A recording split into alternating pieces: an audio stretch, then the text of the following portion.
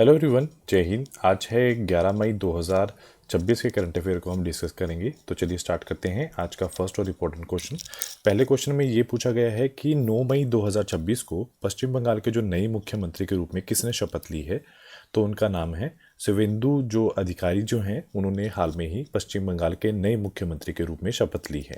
तो रिसेंटली नए मुख्यमंत्री जो हैं जो 9 मई 2026 के अनुसार शुवेंदु अधिकारी जो हैं वो पश्चिम बंगाल के नए जो हैं मुख्यमंत्री बने हैं। तो पहली बार पश्चिम बंगाल में बीजेपी की सरकार बनी है। शपथ किसने दिलाई है? राज्यपाल RN रवि ने दिलवाई है। अगर चुनाव के परिणामों जो परिणाम हैं उनकी बात करें, 293 सीटों में से बीजेपी को 260 जो है सीटें मिली हैं, टीएमसी को 80 सीटें मिली हैं। मुख्य मुकाबला जो है वो था भिवानीपुर सीट से शुवेंदु अधिकारी और वर्सेस कौन थी? ममता बनर्जी थी, जिसमें से शुवेंदु अधिकारी ने 15,000 वोटों से उन्हें हराया है। विशेष क्या है, 15 साल बाद ममता बनर्जी को सरकार की सत्ता से बाहर कर दिया गया है। उसके साथ अगर बात की जाए पश्चिम बंगाल की, तो सुंदरबन जो पश्चिम बंगाल में है भारत का दूसरा जो सबसे बड़ा टाइगर रिजर्व बना है। तो अगर बात की जाए सबसे पहला कौन सा है बड़ा टाइगर रिजर्व कौन सा है, तो नागार्जुन सागर श्रीशैलम आंध्र प्रदेश में है। और उसके साथ साथ पश्चिम बंगाल में लियोनेल मेसी की 70 फीट जो ऊंची मूर्ति कोलकाता के भूमि स्पोर्ट क्लब में बनाई गई है। उसके साथ दार्जिलिंग जो मैंडेरियन ऑरेंज को GI टैग मिला है। रोजगार गारंटी योजना जो है उस जो जिसका नाम कर्मशील का नाम महात्मा श्री रख दिया गया है। पहले वंदे भारत स्लीपर ट्रेन जो है वो गुवाहाटी से हावड़ा पश्चिम बंगाल तक चली है। उसके साथ साथ पूर्व रेल मंत्री मुकुल रॉय पश्चिम बंगाल के थे जिनका निधन हुआ है। 2026 में कोलकाता में साउथ एशियन आर्चरी चैंपियनशिप की जाएगी कोलकाता में। और पहले तौर पर LGBTQ सांसद जो है मेनका गुरुस्वामी वो पश्चिम बंगाल से हैं। और सरस्वती सम्मान 2025 राम कुमार मुखोपाध्याय, जिनको कीर्ति हरा जो पार्वती कथा शिव पार्वती की पौराणिक कथा पर आधारित है, उनको ये सम्मान मिला है।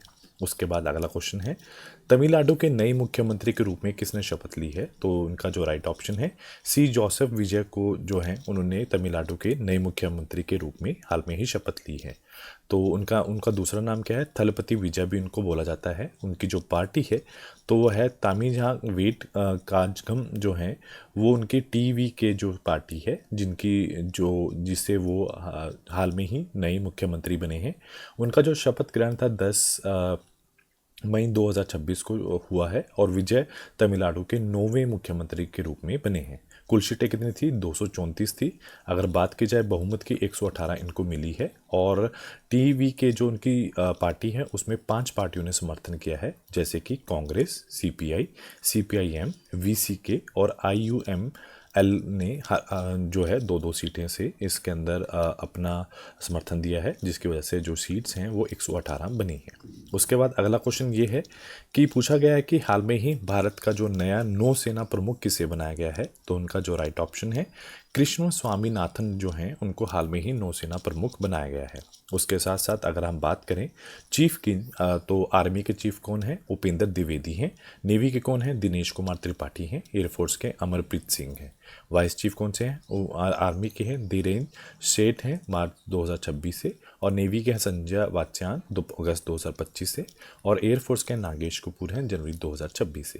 अगर CDS की बात की जाए, पहले CDS है जनरल बिपिन रावत, दूसरे हैं जनरल जो अनिल चौहान हैं। अगर डेज की बात की जाए, आर्मी डे 15 जनवरी को मनाया जाता है और नेवी डे 4 दिसंबर को और एयरफोर्स डे जो है 8 अक्टूबर को मनाया जाता है।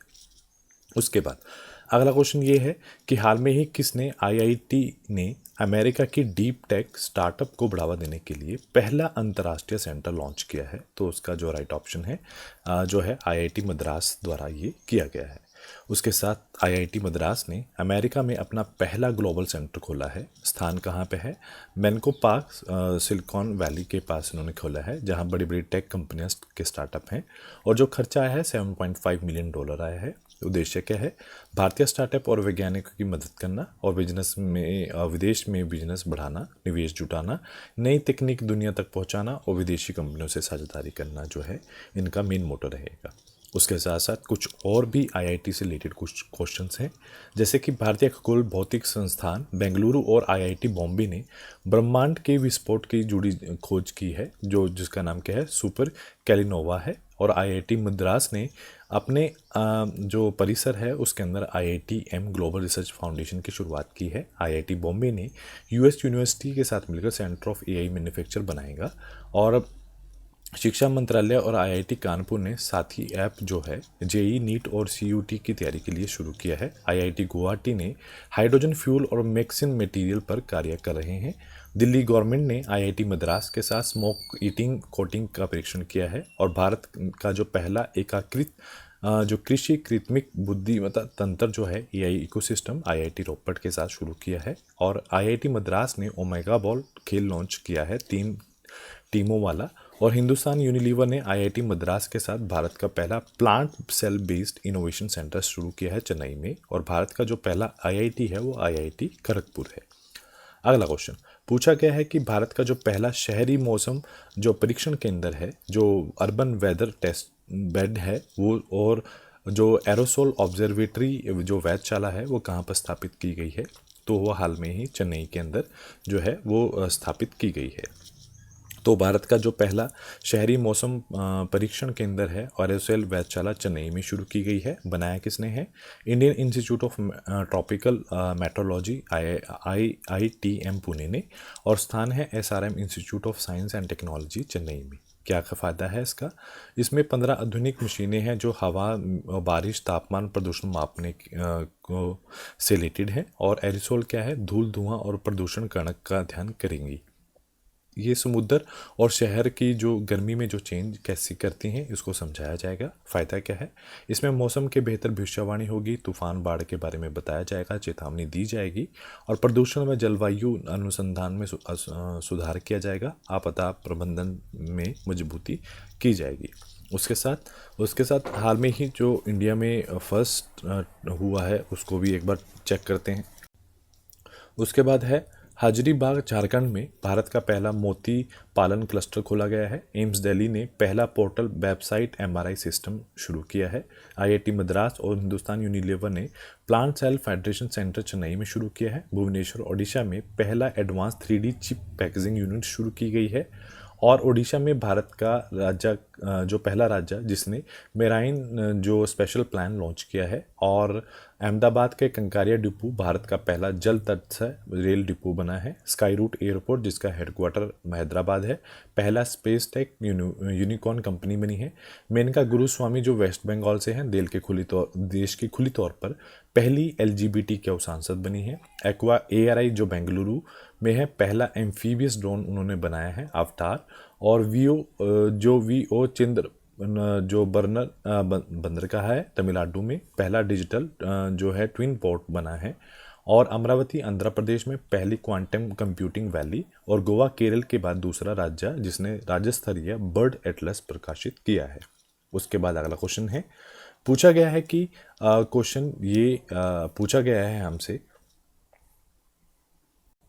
ये पूछा गया है हमसे कि भारत के जो अगले CDS हैं किसके जो बनेंगे, चीफ ऑफ डिफेंस स्टाफ किस को बनाया जाएगा, हाल में नियुक्ति किसकी की जाएगी? तो उनका नाम है NS राजा सुब्रमणी जो हैं उनको जो है भारत के अगले CDS जो है चुना जाएगा।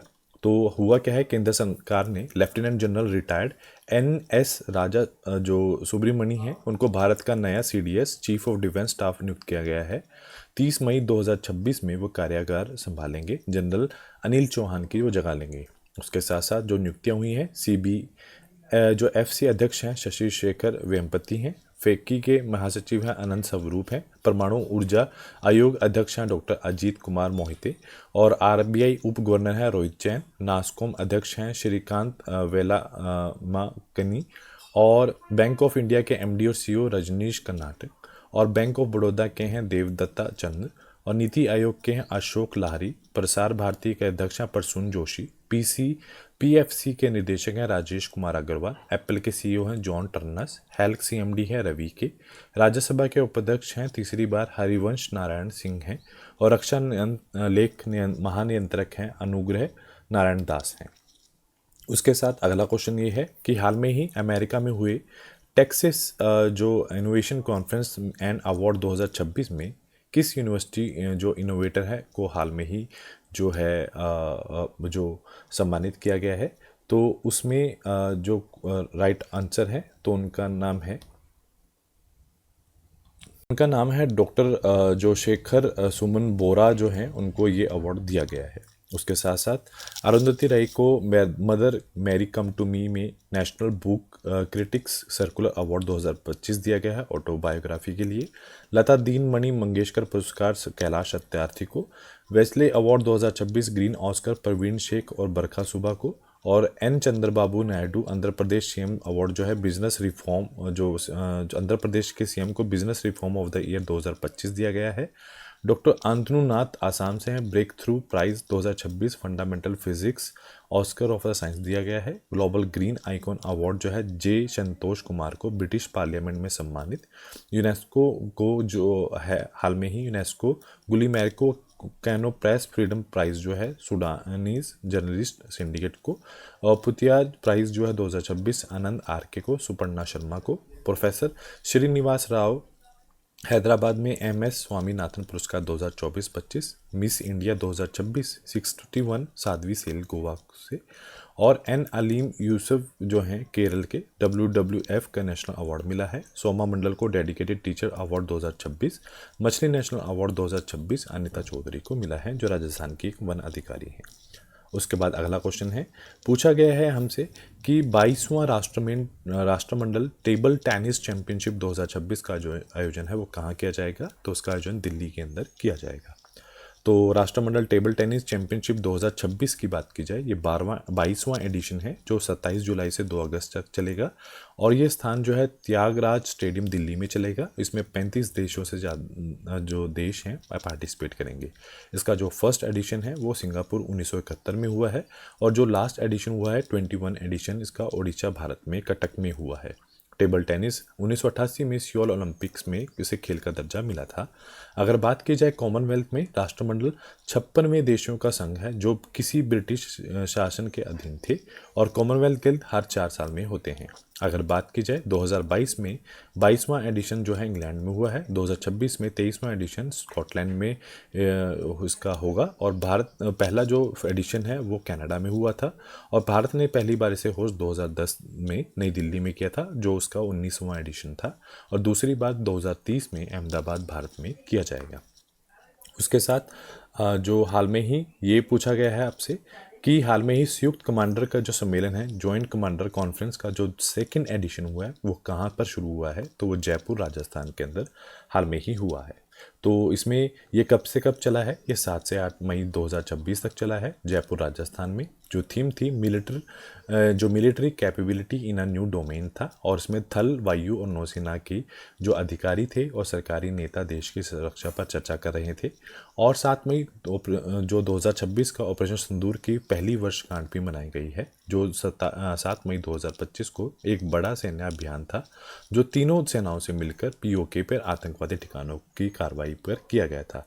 इसका जो फर्स्ट एडिशन है वो 2024 में लखनऊ उत्तर प्रदेश में किया गया है। उसके साथ साथ कुछ और भी कॉन्फ्रेंस हैं, जैसे कि जैव विविधता COP17 जो है होस्ट है आर्मानिया। क्लाइमेट चेंज COP31 जो है 2026 तुर्की में। 2nd international Olympic research conference जो है गांधीनगर गुजरात में। इंडिया AI इम्पैक्ट समिट 2026 नई दिल्ली में। भारतीय नियामक बोर्ड की पहली बैठक मुंबई में। लोकतंत्र और चुनाव प्रबंधन सम्मेलन जो 2026 है नई दिल्ली में। 7वां एशिया इकोनॉमिक डायलॉग 2026 पुणे में। और 7वां विश्व महासागर विज्ञान सम्मेलन 2026 गोवा में। थीम है ocean health and sustainable future. और 25वां जो वर्ल्ड सस्टेनेबल डेवलपमेंट समिट है नई दिल्ली में। AI समिट जो 2027 जनेवा में।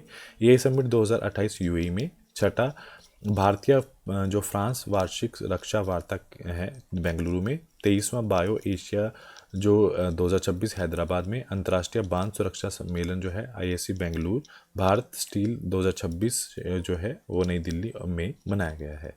उसके बाद अगला क्वेश्चन है, हाल में ही केंद्रीय मंत्रिमंडल ने सर्वोच्च न्यायालय में न्यायाधीशों की संख्या 33 से बढ़ाकर कितनी पूरी करने की मंजूरी दी है? तो उन्होंने 37 इसको करने की मंजूरी हाल में ही दी है। अगर बात की जाए सर्वोच्च न्यायालय की, तो अनुच्छेद 124 से 147 भाग 5 में ये काम करते हैं। स्थापना फेडरल कोर्ट द्वारा 1935 एक्ट 28 जनवरी 1950 को सुप्रीम कोर्ट ने कार्य शुरू किया था। प्रारंभिक संरचना में एक मुख्य न्यायाधीश और 7 न्यायाधीश थे। पहले CGI chief justice of India हैं हीरालाल जे कानिया हैं। पहली महिला जज जो है फातिमा बीवी। निधन हुआ है इनका, पद्म भूषण मिला है इनको 2024 में। और सबसे लंबे कार्यकाल वाली जो सीजीआई हैं वो है वी चंद्रचूड़, जिन्होंने 7 वर्ष 4 महीने काम किया है। सबसे कम कार्य वाली जो सीजीआई हैं कमल नारायण सिंह, जिन्होंने 17 दिन काम किया है। सेवानिवृत्त आयु जो है 65 साल है। 53वें सीजीआई सूर्यकांत हैं। और आदर्श वाक्य है, या तो धर्मा ततो जय, जहाँ धर्म है वहाँ जय है। Where there is a rightness there is a victory.